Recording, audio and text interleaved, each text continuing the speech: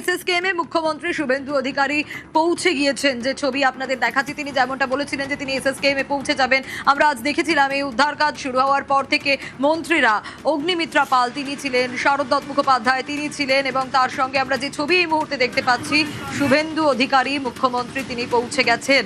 তিনি এসএসকেএম এ পৌঁছে গেছেন, তিনি ঘটনাস্থলে পৌঁছেছিলেন এবং দুর্ঘটনাস্থলে পৌঁছে আমরা দেখেছিলাম কাউকে রেয়াত করা হবে না, তার বডি ল্যাঙ্গুয়েজে স্পষ্ট হয়ে গেছিল। তারপর প্রেস কনফারেন্স করেছেন তিনি কাল 11টার পর। অ্যাসেম্বলিতেই তিনি বলবেন কি অ্যাকশন নেওয়া হলো। এখনো পর্যন্ত আগের সরকারের অনুমোদিত যে কাজগুলো রয়েছে, যে নির্মাণগুলো রয়েছে, সেগুলো বন্ধ রাখার সিদ্ধান্ত নেওয়া হয়েছে জরুরি পরিষেবা ছাড়া।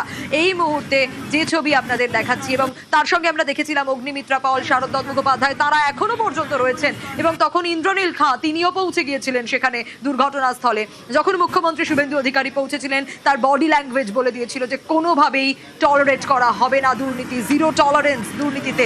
এবং সেই জায়গায় দাঁড়িয়ে আগেও মুখ্যমন্ত্রী বলেছেন। এবং তারপর এখন যারা আহত তাদের দেখতে ইতিমধ্যেই হাসপাতালে মুখ্যমন্ত্রী শুভেন্দু অধিকারী তিনি পৌঁছে গিয়েছেন। স্বাস্থ্যমন্ত্রী তিনি রয়েছেন সঙ্গে, পুর নগর উন্নয়ন মন্ত্রী অগ্নিমিত্রা পাল তিনি রয়েছেন। যে ছবি আপনাদের দেখাচ্ছি এই মুহূর্তে সরাসরি নিউজ 18 বাংলার পর্দায় যে ছবি আপনারা দেখছেন, এবং মুখ্যমন্ত্রী নিজে বললেন যে কিছুক্ষণ পর তিনি দুর্ঘটনাস্থলে পৌঁছেছিলেন। কেন?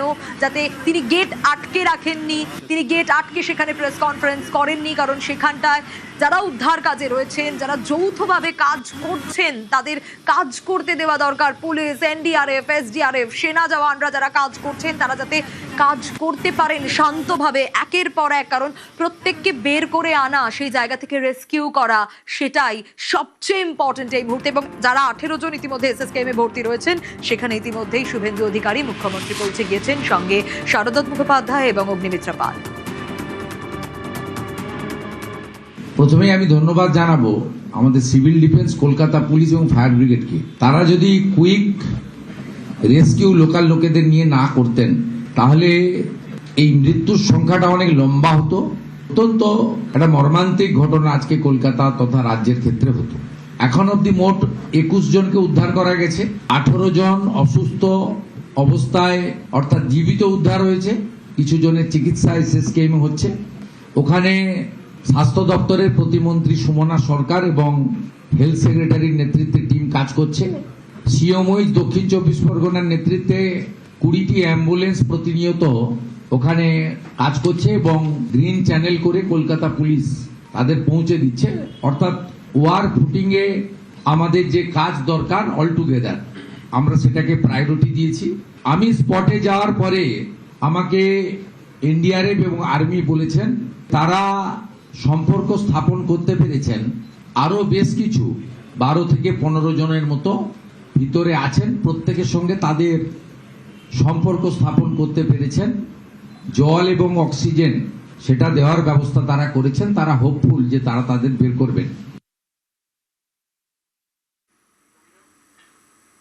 এই মুহূর্তে যে ছবি আপনাদের দেখাচ্ছি, এসএসকেএম এ যারা আহত তাদের দেখতে ইতিমধ্যেই শুভেন্দু অধিকারী তিনি পৌঁছে গিয়েছেন। বিশ্বজিৎ অপর প্রতিনিধি রয়েছেন আমার সঙ্গে, প্রতি মুহূর্তের আপডেট তুলে ধরবো আপনাদের জন্য। বিশ্বজিৎ, এই মুহূর্তে যে ছবি আমরা দেখাচ্ছি, অগ্নিমিত্রা পাল, শারদ দত্ত মুখোপাধ্যায়, মুখ্যমন্ত্রী শুভেন্দু অধিকারী তারা এসএসকেএম এ। একদমই আমরা দেখেছি যে যখনই এখানে ভর্তি প্রক্রিয়া চলছিল, অর্থাৎ তারাতলা থেকে একের পর এক অ্যাম্বুলেন্সে করে যখন মুমূর্ষু জখম অবস্থায় যখন একের পর এক পেশেন্টকে নিয়ে আসা হচ্ছিল, এবং সেই পেশেন্টকে দেখার জন্য প্রথমেই তদারকি করার জন্য স্বাস্থ্য প্রতিমন্ত্রী সুমনা সরকার তিনি যেমন পৌঁছে গেছিলেন, তারপর একে একে স্বাস্থ্য সচিব তিনিও এসেছিলেন। এই মুহূর্তে আরো একটি অর্থাৎ 21 জন এখানে ভর্তি করা হয়েছিল। 21 জনের পর 22তম ব্যক্তিকে নিয়ে আসা হচ্ছে। যদিও এই 22 জনের মধ্যে 3 জন মারা গিয়েছেন বলে মুখ্যমন্ত্রী জানিয়েছেন। বাকি 18 এবং এই একজন তাকেও মুমূর্ষু অবস্থায় নিয়ে আসা হচ্ছে। অর্থাৎ এই মুহূর্তে যখন আসছেন তখন কার্যত তারা দীর্ঘক্ষণ চাপা পড়া অবস্থায় রয়েছেন, এবং সেই ছবি এই মুহূর্তে আমরা দেখছি যে একেবারে যে 19তম অর্থাৎ যে ইনি আসছেন। ইতিমধ্যেই আমরা জানি যে 21 জন ভর্তি হয়েছিল, তার মধ্যে 3 জন মারা গিয়েছেন। এবং আরো একজন এলেন, অর্থাৎ এই মুহূর্তে চিকিৎসা যাদের চলছে সেই রকম 19 জন বলা যায়। অর্থাৎ সব মিলিয়ে 22 জনকে অ্যাডমিট করা হয়েছে, 3 জন মারা গিয়েছেন, 19 জনের চিকিৎসা চলছে এবং একজনকে এই মুহূর্তে এসএসকেএম ট্রমা কেয়ার সেন্টারে ঢোকানো হলো।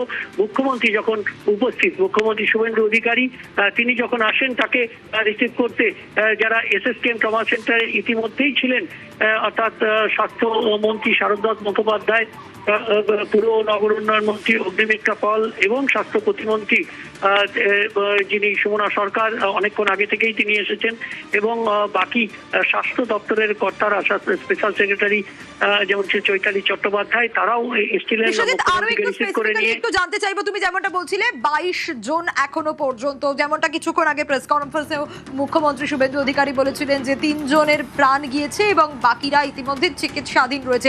এসএসকেএম এ এখনো পর্যন্ত কতজন ভর্তি?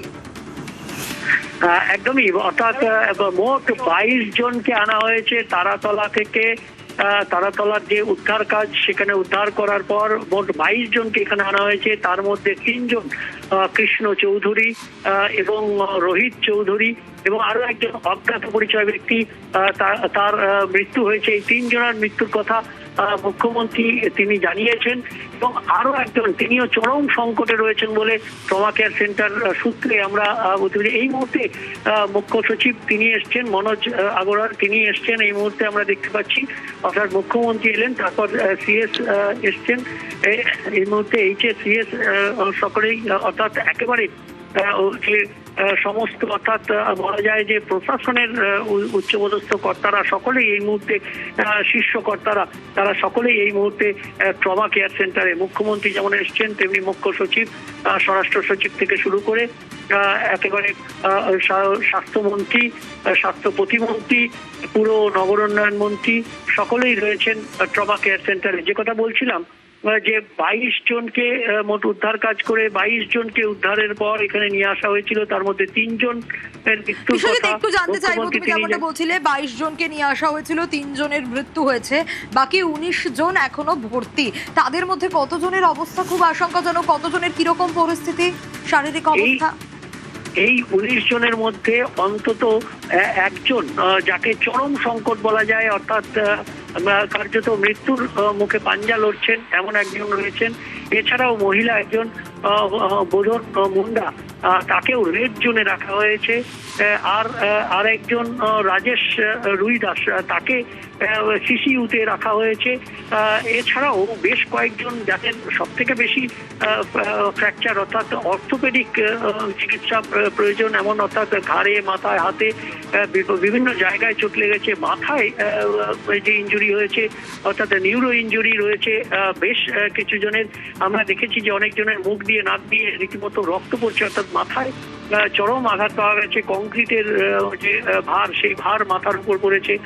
স্বাভাবিকভাবেই এই যে এখানে যেমন অর্থোপেডিক চিকিৎসকরা রয়েছেন, তেমনি নিউরোলজিস্ট রয়েছেন, তেমনি স্কিন স্পেশালিস্ট রয়েছেন। এছাড়াও একেবারে এই বিষয়ে তো অবশ্যই নজর থাকবে। ইতিমধ্যেই 19 জন এখনো যাদের চিকিৎসা চলছে, 3 জনের মৃত্যু হয়েছে। আর এসএসকেএম এ যে ছবি আপনাদের দেখাচ্ছি, স্বজনহারাদের উদ্বেগ, যারা অসুস্থ ইতিমধ্যে চিকিৎসাধীন, তাদের পরিবার পরিজনের উদ্বেগ। আরে ঘরে জলদি ঘরে ঘরে আরে ও মেয়েটা কি